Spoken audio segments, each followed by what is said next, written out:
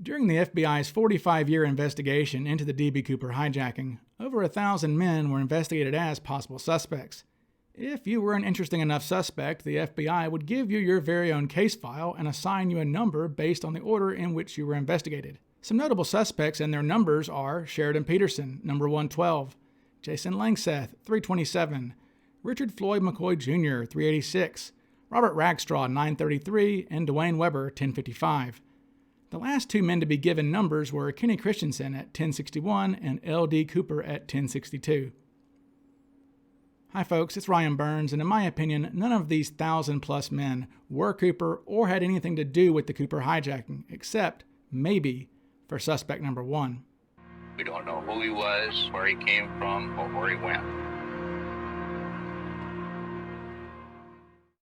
It's around 6 a.m. on November 26, 1971, less than 36 hours after the hijacking ended, and in the Seattle FBI office, it is all hands on deck. They have got to find this guy. In comes an urgent message from the Little Rock, Arkansas FBI office saying, "Hey, I'm pretty sure that we've got your guy." They said that the previous day they were contacted by one of their informants who told them that he was certain that the hijacker was a career criminal named Joseph Henry Johnston.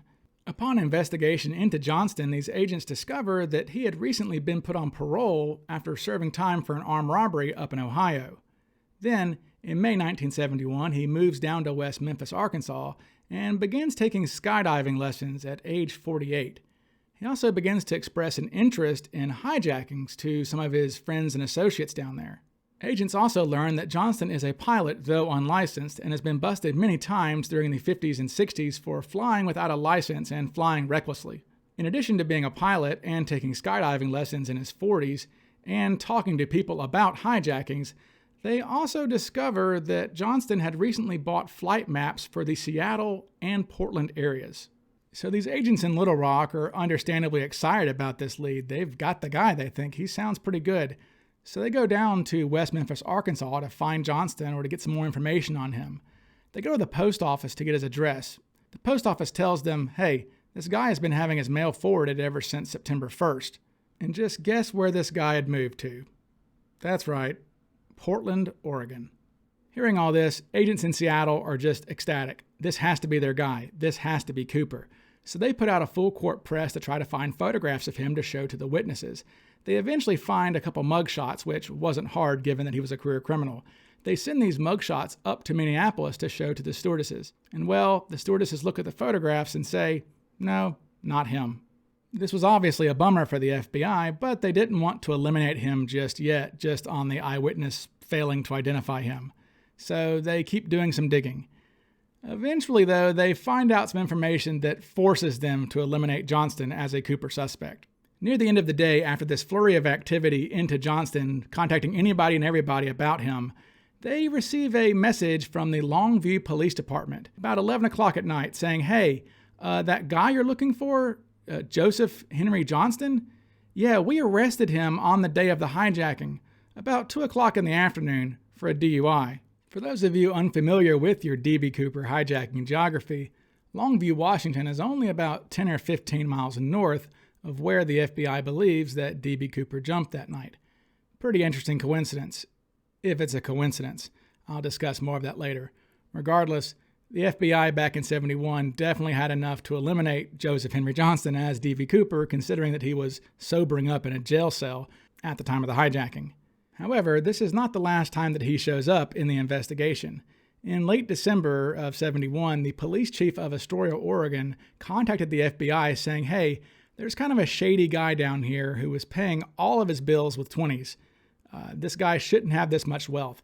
In fact, this police chief talked to other people about this guy, and they think, well, this guy shouldn't have all this money. He could have only gotten it through ill-gotten means."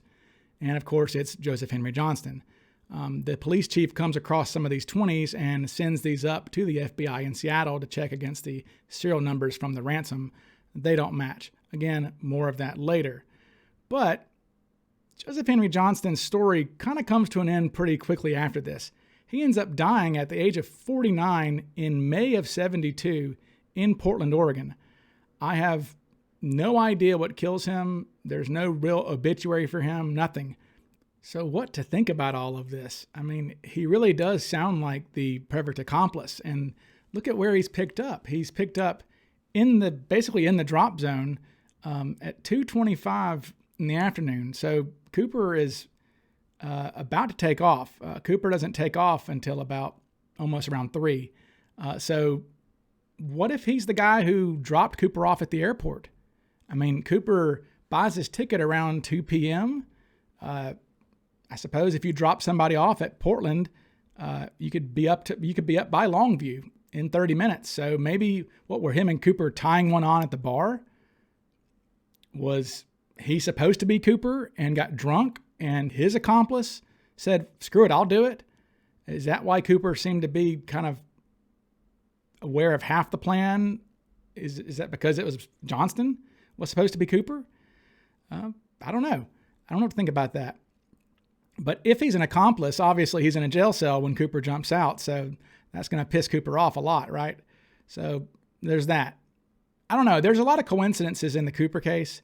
This one, though, is probably the biggest one. I mean, you've got a guy with a history of armed robbery, assaults, a real dangerous guy who is also an unlicensed pilot and takes up skydiving at the age of 48. And then he's talking about hijacking, and then he's allegedly buying aerial maps of Portland and Seattle. Just makes you wonder, like, was this his idea? And then the thing is, he ends up dying of like just whatever cause he died of in May of 72. There's nothing in the paper about anybody being murdered or anything like that. So if you're into this like conspiracy angle that he's an accomplice and maybe he was killed to shut him up, right? Maybe he was, I think about like the scene in Goodfellas, right? Where they tell the guys who are involved in the heist, who get the money from the heist, like, hey, don't spend the money. Don't buy your wife a fur coat. Don't go buy a new car.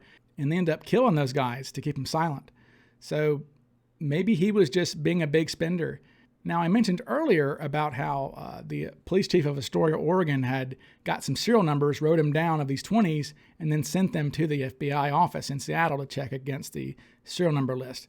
Well, those serial numbers, it's about 10 of them, they're in the FBI files, and I was looking at them, and none of them really match, but a couple, oh boy, I mean, just look at this. This looks really close, especially this top one.